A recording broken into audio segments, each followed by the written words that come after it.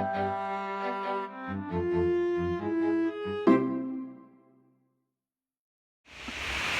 hello. Today is Wednesday, Tuesday, Wednesday.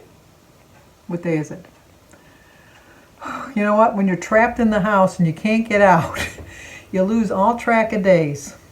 But I'm thinking today's Wednesday, December 30th, because tomorrow's New Year's Eve. I had to think for a minute. Today's December 30th.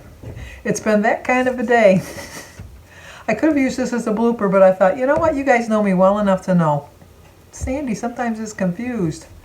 Don't worry, it's nothing setting in. It was just, all the days are running together. I think because the holidays are coming on Friday, and it should be like, in my mind, it should be like on a weekend, not during the week. That's kind of throwing me off. But today is Wednesday, December 30th.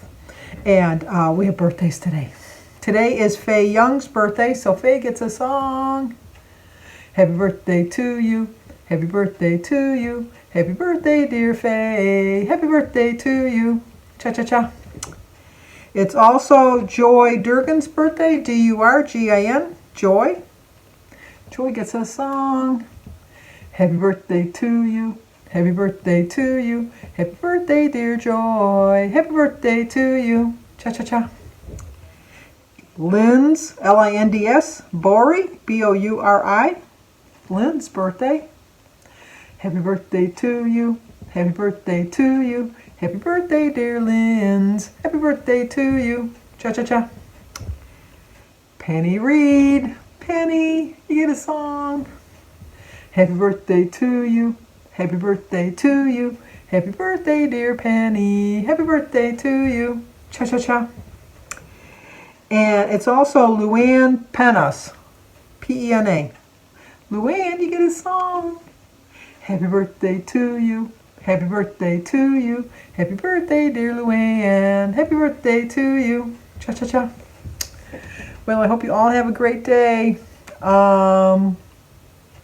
Like I said, all the days run together. Every day of the week. They're all the same for me lately. But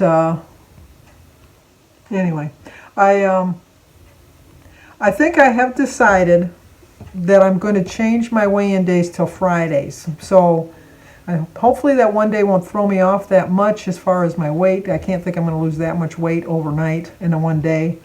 I'll be honest with you, I'm hoping to stay the same because I've still kind of strayed off the path just a little bit. I've had some more Girl Scout. I had some more Christmas cookies. And you know, Christmas cookies come about once a year. So I'm going to enjoy them. I'm going to enjoy them when I can. And I know I over-enjoyed them. I overindulged. But, and then I did get, I don't know if I told you about my son Jimmy. And I asked for it. So it was like he was trying to sabotage me. But I love, love, love Godiva chocolate. My son Danny was dating a girl when he was in high school that worked at Godiva chocolate. And I was way overweight at that point, and I didn't really care. And every Christmas, I got a big thing of Godiva chocolate. And I love that. And I also like Lindt chocolate, so I got some of that, too. I got that from my girlfriend. So between all of the candy, it's, I'm just hoping to, stay the same. That's my goal. I did pretty good today again. For breakfast, I had a hard-boiled egg. I had 2 slices of my Ezekiel toast and a holy guacamole. So I had a 7-point breakfast. And then for lunch, I had a tomato with some bacon. I know I should have had it on a sandwich, but I had them separate. I had tomato and my private selection bacon for 3 points. And I had some strawberries with it. Odd combo. I know, very odd combo. Oh, and I had a banana at breakfast. And then for dinner, we're going to have pork chops, but no applesauce. I'm not a big fan of applesauce. But anyway, so I'm going to have pork chops. And then I took out of the freezer, I had made some cheesy potatoes before, and so we're going to have some cheesy potatoes. And I'm not sure if it's going to turn out, but last time this summer, I had made baked beans, and we had extra, and I put them in the freezer. I've never tried it, so I don't know how well it's going to turn out. I'll have to let you know tomorrow if they turned out. But I thought, well, I saw that in the freezer when I was taking out my pork chops. And that, once again, odd combo, I know. But I'm going to have the pork chops and the cheesy potatoes and some beans and cottage cheese. I love cottage cheese and beans mixed together. Oh, I just love it. That's my heaven. And then I'll probably have my Simply lemonade for 1 point to drink. And then I did have a snack earlier. I had 2 pretzel rods for 2 points and a sugar-free Jell-O. So let's see how many points I've used so far. Well, I had 7 for breakfast, and 3 for lunch, that's 10, and 3 for my snack, or 2 for my snack, that's 12. Yeah, I think I'm going to come close, because I think the potatoes, I'm figuring them at 5 points, because I eat about a half a cup of them. I don't know about the beans.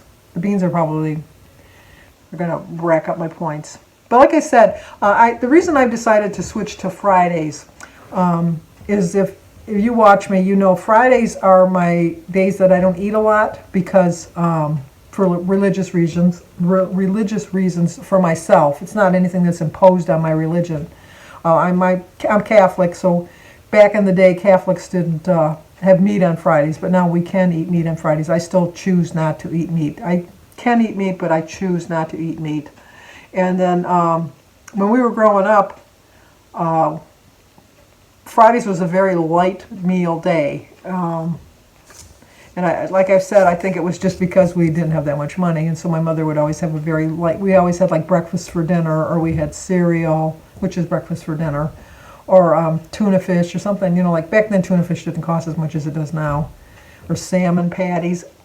Gag me with a spoon. But so I don't eat a lot on Fridays, is my point. And so I think that'll keep me in check, because when I get weight on Saturdays, it's like, I think it's like a free-for-all. Okay, I've been good all week. I didn't eat really a lot the day before, so I'm going to go crazy today. This is all my logic. And Friday's the beginning of a new year. Obviously, Jim and I aren't doing anything on New Year's Day. Not that we would have anyhow in the past. We usually just stay home and he watches football. But you know, I'm just going to be able to rein it in and start afresh, and then have a really good loss the following week. So, because I'm still struggling a little bit this week. But it kind of, I don't know if I put it at the beginning of the video or not, because I started editing this video. I think I put it at the beginning. It might have been at the end. But I have a little cartoon where, you know, like the one person says, you know, I can't wait till the holidays end so I can start again. And they go, well, Christmas is over. And they go, oh, I'll just wait till the new year. It was a cute little cartoon, so I put that in there. And then also, which so reminded me of me, because my sister Denise always tells me I don't have an edit button. Like, I'll say something and I'll not think of it. I remember one time I was talking to a friend of mine at work. Her name was Trudy.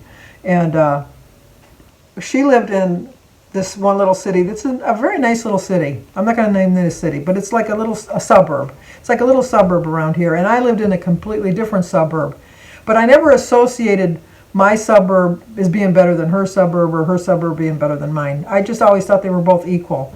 And we had someone in our area that had committed a crime. I forget what it was. I don't know if he was raping people or killing people. You think I'd remember that, but I don't remember. But it was somebody that we worked with. You think I'd remember. But it was not somebody at our particular store, because I worked at Montgomery Ward's. It was at another store that I knew because I was going back and forth between the two stores. And well, anyway, it doesn't really matter. But no, it was a rape. It was a rape. He was accused of rape, and he said he didn't rape. That was it. Because he was just like young. He was like 18 or 19. Not that that makes a difference, but it was like she was under 17, and, you know, so whatever. But anyway, back to the story. When they did an interview for him on Good Morning America, he came from the suburb that Trudy lived in. But they brought him to an exclusive suburb, which I can tell you that suburb was Grosse Pointe. That's where all the rich people lived back then. Now they live in Bloomfield, but back then they lived in Grosse Pointe. And they did his whole interview in Grosse Pointe around major, like at the yacht club and like things like that. They did all the interview on that. So we were having our break at lunch, and we were talking about it, and I just inadvertently said, I says, oh, did you see so-and-so on the Good Morning America the other day? Boy, they really made it look like he comes from a rooty-tooty, high-falutin kind of a place. You he doesn't live there. He doesn't live there. He lives in, and I named the name of the suburb. I said, and he lives in, whatever. He doesn't live in Grosse Pointe. And Trudy got so mad at me, and I didn't realize it because I was oblivious to it. And then my best friend Kathy afterwards, she says, you better go apologize to Trudy because she's really upset with you. And I go, for what? She says, well, because you were kind of like disparaging where she lives. And I go, no, I wasn't. She says, well, yeah, you said he doesn't live in a rooty-tooty, highfalutin kind of place. And I said, well, I didn't mean any offense to her. Where she lives is no different from where I live. It's the same, like they're kind of equal in as status symbols as far as people. It's just like a middle-class area. And she says, well, she took offense. And I know she really hurt her feelings. So I went and I talked to her, and I said, Trudy, I wasn't trying to say anything bad about your suburb. I was just saying that he was making out like he was like some rich kid that came from Grosse Pointe, and he's just like you and me. He's just a working-class schmo. And she says, well, not everybody can live, and then she named my suburb. Not everybody can live there. And I go, well, it doesn't really matter if I live there or if I live where you live. It's the same thing there. I don't see, but I so apologize. I so apologize if I hurt your feelings. And she says, no, I accept your apology. And she did. But, like sometimes things happen that you may forgive, but you never forget. I've had a few instances like that in my life that I've remembered. I've forgiven you, but I didn't forget. So anyway, the cartoon is like the one lady, the two ladies are like, they were friends and they're sitting at the table, and the one friend said, my New Year's resolution, how did that go? One of them said that, oh, my New Year's resolution is not to put my foot in my mouth, but I bet you your resolution is to lose some weight. Kind of like, no, that's not nice to say. That's what it was. It was cute. Anyway, I put them in there for you to see. Hopefully you can see them, because sometimes when you put the cartoons in, they don't show up as nice on the videos. But it was really cute. But anyway, I did remember for a fact that today is December 30th, because today my father has been gone for 37 years. And it was the strangest thing. I'm going to leave a picture right here of my dad.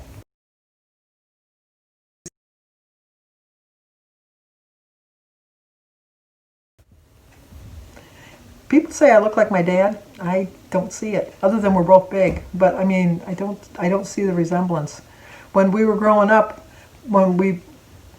everybody thought my father's name was Ed. Everybody always thought I was Ed's daughter from a previous marriage, because I had dark hair like my dad did.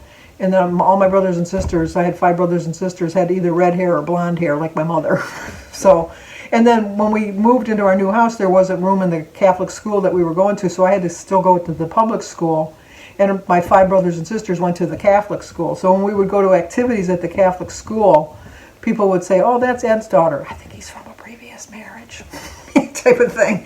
But anyway, but that was my dad. So I was sleeping in bed this morning, obviously, because that's where you sleep. Unless you're like me, I can fall asleep in a chair. My Aunt Merle used to fall asleep in the chair, and I think, how can she do that? I've mastered that art. I've got a master of that art now. I can fall asleep anywhere. But, I know I'm kind of rambling today. Sorry. But, forgot where I was going with this story. Oh! I was like just waking up, and I wasn't really asleep, but I really wasn't awake. And I heard my dad in the living room calling me, going, Sandra! Sandra! And it was nice to hear. And then for a hot second there, I thought, my dad's here. I was just like, I jumped up, and then I thought, no, I was dreaming. But I really do believe that your loved ones come to you in your dreams, and I think my dad was coming to me today. I really do. I really, really, truly do. Because that was his voice. You will not convince me otherwise. That was my dad calling me. And not in his angry Sandra voice. My dad always called us Sandra, Michael, Susan, Patrick, Michael, or Mary, Denise. Although Mary's real name is Catherine. Don't get me started on that. But he always called us by our full name. And when he called you Sandra, like when he called me Sandra, there was a difference between Sandra, come here, or Sandra, come here. He always knew. There's a little bit of inflection that you kind of caught rather. But I hardly ever heard that because I was the perfect child. I'd like to think. But I got a Christmas card from my cousin Lynn today that was actually, she found it from her dad, because she put, found these cards in Dad's things and thought you would appreciate his humor, because this is a card that he was going to send out for Christmas. Obviously, he's not here any longer, but he's in my heart. But anyway, it's the top 10 reasons Santa's first date with Mrs. Claus went so badly. Number 10 was the necking in the open sleigh. Just too cold. Number 9 is there's only so much you can accomplish wearing mittens. Number 8, he started every dang sentence with ho, ho, ho. Number 7 was his red suit was just too flashy for her. Number 6 is he kept asking her what she wanted every time she sat on his lap. I like that one too. Number 5, parents weren't happy about a guy who only worked one night a year. Number 4 is every time he laid his finger aside everything, he shot up the chimney. Number 3 is he tried to order cookies and milk at the seafood hut. Number 2, he has a lot of cocoa stains on his white beard. But the number 1 reason is just something about the way he always said, I can get you on that nice list. Merry Christmas. I love that card. Anyway, so I'm going to do my highlights on Friday instead of Saturday, but obviously if you're used to watching them on Saturday, they'll still be there for you to see. So I'm going to end it now. Babble, babble, babble. Today is Wednesday, December 30th. I did remember that after a little bit of a brain fart. But we did a tag with Jimmy earlier. I got that posted earlier today. And tomorrow's New Year's Eve. Guess where I'm going to be? Right there. Watching TV. And then at midnight I'll go wake Jim up and wish him Happy New Year. Give him a kiss. And then he'll roll over and go back to sleep. And then I'll come back here and watch TV for a couple more hours. So, okay. You know the drill. You know it. You know it. Say it along with me. Like, comment, subscribe, share. Be safe. Talk to you guys tomorrow.